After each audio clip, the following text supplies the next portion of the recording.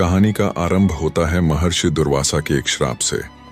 एक बार महर्षि दुर्वासा स्वर्ग लोक में इंद्र से मिलने गए। उनके पास एक दिव्य माला थी जो उन्हें भगवान विष्णु से प्राप्त हुई थी। यह माला अद्भुत सुगंध से भरी थी और कभी मुरझाती नहीं थी। दुर्वासा ने यह माला इंद्र को भेंट कर दी।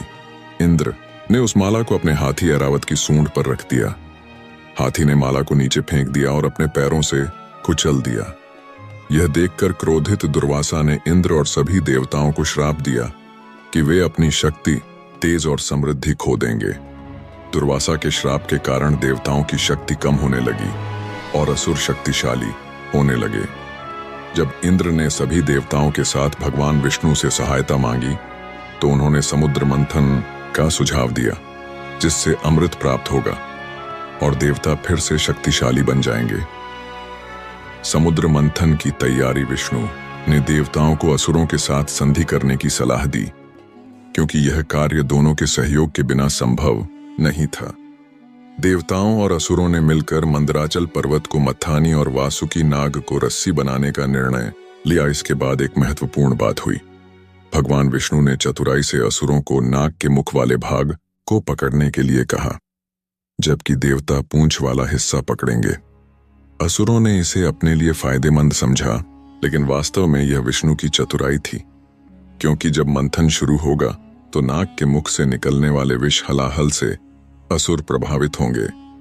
मंथन प्रारंभ और कालकूट विष जब मंथन शुरू हुआ तो मंदराचल पर्वत समुद्र में डूबने लगा। तब भगवान विष्णु ने कछुए का रूप लेकर कूर्म अवतार पर्वत को अपनी पीठ पर सहारा दिया।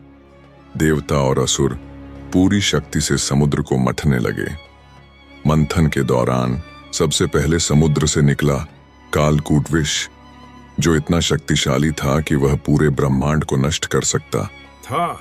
सभी देवता और असुर इस विष के प्रभाव से भयभीत हो गए। तब देवताओं ने भगवान शिव से प्रार्थना की, जिन्होंने इस विष को अपने कंठ में धारण कर लिया। इसी कारण शिव का कंठ नीला पड़ गया और वे नीलकंठ कहलाए। यह कम लोग जानते हैं कि शिव ने पूरे विश्व को नहीं पिया था। कुछ बूंदें नागों, बिच्छुओं और कुछ औषधीय पौधों को भी मिली, जिससे वे विषैले बने। 14 रत्नों का उद्भव कालकूट विष के बाद समुद्र मंथन से क्रमशः 14 अमूल्य रत्न निकले, जिनका विवरण इस प्रकार है। कामधेनु सुरभि। पहला रत्न था कामधेनु, जिसे सुरभि भी कहा जाता है। यह एक अद्भुत गाय थी जो मनुष्य की हर इच्छा पूरी कर सकती थी। इस दिव्य गाय को आर्षि मुनियों ने प्राप्त किया, जिससे वे अपने आश्रमों में आने वाले अतिथियों का सत्कार कर सकते थे। सुरभि के बारे में एक रोचक तथ्य है कि वह समस्त गौवंश की आदि माता मानी जाती हैं। पुराणों के अनुसार पृथ्वी पर गौधन की समृद्धि सुरभि के कारण ही संभव हुई। वारुणी सुरा देवी।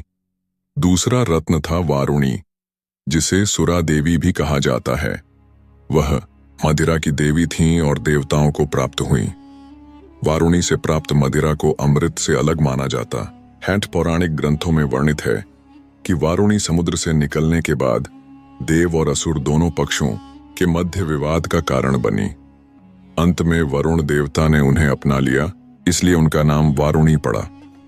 पारिजात वृक्ष। तीसरा रत्न था पारिजात वृक्ष, जो एक कल्प वृक्ष था। इसकी विशेषता थी कि इसके फूल कभी मुरझाते नहीं थे और अद्भुत सुगंध से भरे होते थे। देवताओं ने इस वृक्ष को स्वर्ग लोक में स्थापित किया। कृष्ण ने बाद में अपनी पत्नी सत्यभामा के लिए इस वृक्ष को स्वर्ग से लाकर द्वारका में लगाया था, जिसके कारण इंद्र से उनका विवाद भी हुआ था। पारिजात की सुगंध इतनी अद्भुत थी कि कहा जाता है, जहां इसका एक पुष्प गिरता वहां 10 योजन लगभग 128 किलोमीटर तक सुगंध फैल जाती थी। 4 उच्चैश्रवा अश्व। चौथा रत्न था उच्चैश्रवा, जो एक श्वेत वर्ण का अद्भुत अश्व घोड़ा था। यह सप्त नदियों के संगम स्थल से प्रकट हुआ था और असाधारण शक्ति से संपन्न था। इंद्र ने इस अश्व को प्राप्त किया। प्राचीन ग्रंथों में वर्णित है कि उच्चैश्रवा की उत्पत्ति समुद्र मंथन से हुई थी, लेकिन वह पूरी तरह से समुद्र से नहीं, बल्कि समुद्र तल से गिरने वाले अमृत की बूंदों से भी प्रभावित हुआ था। इसलिए इसे अर्ध अमृत जन्मा कहा जाता है। ऐरावत हाथी पांचवां रत्न था। ऐरावत जो एक श्वेत हाथी था। इसकी विशेषता थी कि इसके 8 दांत थे, जबकि सामान्य हाथियों के 4 दांत होते हैं। इंद्र ने इस हाथी को अपना वाहन बनाया। ऐरावत और 7 अन्य दिग्गजों अष्टदिग्गज के बारे में एक रोचक कथा है कि ये 8 हाथी पृथ्वी को अपने कंधों पर उठाए हुए हैं। जब कभी इनमें से कोई हिलता है तो भूकंप आता है। 6 कौस्तुभ मणिष्ठा रत्न था। कौस्तुभ मणि जो एक अद्भुत मणि थी और उसे भगवान विष्णु ने धारण किया। यह मणि इतनी चमकदार थी कि इसे स्वयं प्रकाशित कहा जाता था। विष्णु इसे अपने वक्षस्थल पर धारण करते हैं। कौस्तुभ मणि के बारे में एक कम झात तथ्य है कि यह मणि भगवान विष्णु के हृदय पर स्थित होती है और पुराणों के अनुसार यह ब्रह्मांड की समस्त ज्ञान शक्ति का प्रतीक है। अप्सराएं 7वां रत्न थीं। अप्सराएं जो स्वर्गीय नर्तकियां थीं। इनमें सबसे प्रमुख थीं रंभा, मेनका, तिलोत्तमा, उर्वशी और घृताची। ये अत्यंत सुंदर थीं और इंद्र के स्वर्गलोक में नृत्य करती थीं। कम लोग जानते हैं कि पुराणों के अनुसार अप्सराओं की संख्या करोड़ों में है, लेकिन मुख्य रूप से उल्लेखित केवल 35 अप्सराएं हैं, जिनमें से प्रत्येक का अपना विशिष्ट गुण और कथा है। लक्ष्मी 8वां रत्न थीं। देवी लक्ष्मी जो धन और समृद्धि की देवी हैं, वे एक कमल पुष्प पर विराजमान होकर समुद्र से प्रकट हुईं। भगवान विष्णु ने उन्हें अपनी पत्नी के रूप में स्वीकार किया। लक्ष्मी के समुद्र से प्रकट होने के समय 8 हाथियों ने स्वर्ण कलशों से उन पर जल छिड़का था। इस स्नान को गजलक्ष्मी अभिषेक कहा जाता है और यह धन और समृद्धि का महत्वपूर्ण प्रतीक माना जाता है। धन्वंतरि 9वां रत्न थे। धन्वंतरि जो आयुर्वेद के प्रवर्तक और चिकित्सा के देवता माने जाते हैं। वे अपने हाथों में अमृत का कलश लेकर प्रकट हुए थे। धन्वंतरि के बारे में एक महत्वपूर्ण तथ्य यह है कि आयुर्वेद के मूल ग्रंथ चरक संहिता और सुश्रुत संहिता उन्हीं के ज्ञान से प्रेरित हैं। प्राचीन भारत में प्रत्येक वर्ष धनतेरस के दिन उनकी पूजा की जाती है, जो दीपावली से 2 दिन पहले आता है। 10 चंद्रमा 10वां रत्न था। चंद्रमा जो शीतल प्रकाश का स्रोत है। चंद्रमा को भगवान शिव ने अपनी जटाओं में धारण किया। पुराणों में वर्णित है कि चंद्रमा समुद्र मंथन से पहले भी मौजूद था, लेकिन वह शापग्रस्त और तेजहीन हो गया था। समुद्र मंथन के बाद उसे नया जीवन और प्रकाश मिला। इस प्रकार चंद्रमा का पुनर्जन्म समुद्र मंथन से हुआ माना जाता है। कैलेंड शंख 11वां रत्न था। शंख जिसे पांचजन्य कहा जाता है, इसे भगवान विष्णु ने धारण किया और युद्ध में इसका नाद करते थे।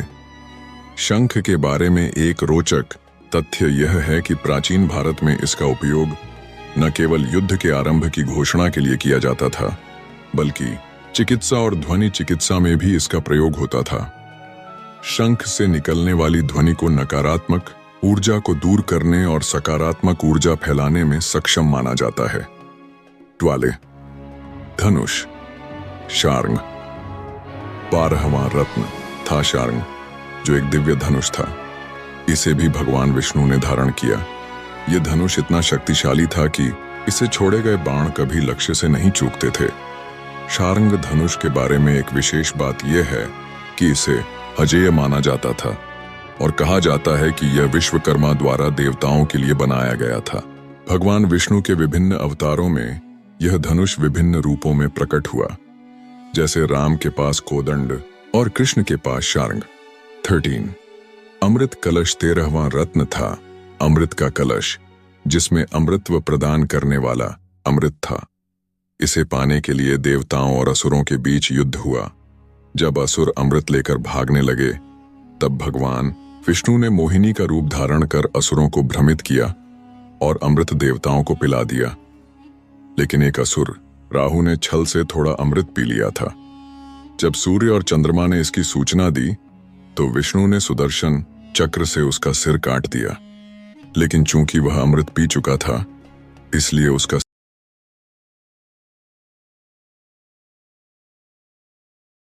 सिर और धड़ अलग अलग रूप में जीवित रह गए, जिन्हें राहु और केतु कहा जाता है। इसी कारण राहु केतु सूर्य और चंद्रमा से बदला लेने के लिए उन्हें ग्रसते हैं, जिससे ग्रहण होता है। चौडिन ऐरावत हस्ती, दिग्गजों का राजा, 14वां और अंतिम रत्न था ऐरावत हस्ती, जिसे अष्ट दिग्गजों का राजा माना जाता है। यह इंद्र का वाहन बना और इसकी विशेषता थी कि इसके 8 दांत थे जो 8 दिशाओं का प्रतिनिधित्व करते थे। ऐरावत के बारे में एक अनोखी बात यह है कि पुराणों के अनुसार इसके एक एक दांत पर एक एक शक्तिशाली नाग का निवास था, जो बिजली, वर्षा और तूफान जैसी प्राकृतिक शक्तियों को नियंत्रित करने में इंद्र की सहायता करते थे। कथा का समापन अमृत मंथन की कथा हमें सिखाती है कि जीवन में कठिनाइयों का सामना करते हुए अच्छे और बुरे दोनों का अनुभव होता है। समुद्र मंथन से पहले हलाहल विष निकला, फिर अमूल्य रत्न प्राप्त हुए। इसी प्रकार जीवन में भी संघर्ष के बाद ही सफलता मिलती है। इस कथा का एक गहरा वैज्ञानिक और दार्शनिक अर्थ भी है। कई विद्वानों का मानना है कि समुद्र मंथन दरअसल प्राचीन भारतीयों द्वारा ब्रह्मांड के निर्माण और जीवन के विकास के सिद्धांत को समझाने का प्रयास था। समुद्र मंथन के दौरान जो विभिन्न रत्न निकले, वे ब्रह्मांड के विकास के विभिन्न चरणों का प्रतिनिधित्व करते हैं। उपसंहार दोस्तों, आज हमने अमृत मंथन की कथा से जुड़े कई ऐसे तथ्यों और रहस्यों के बारे में जाना, जिनके बारे में आमतौर पर कम चर्चा होती है। इस कथा के माध्यम से हम प्राचीन भारतीय संस्कृति, दर्शन और विज्ञान की झलक देख सकते हैं। जैसा कि हमने देखा, समुद्र मंथन से निकले 14 रत्न केवल भौतिक वस्तुएं नहीं, बल्कि गहरे प्रतीकात्मक महत्व के वाहक हैं। वे हमें ज्ञान, शक्ति, सौंदर्य, समृद्धि, स्वास्थ्य और अमृतत्व जैसे मूल्यों का महत्व समझाते हैं। अगर आपको यह कहानी पसंद आई है तो कृपया इसे अपने दोस्तों और परिवार के साथ शेयर करें, ताकि हमारी समृद्ध सांस्कृतिक विरासत आने वाली पीढ़ियों तक पहुंच सके। धन्यवाद और जय हिंद।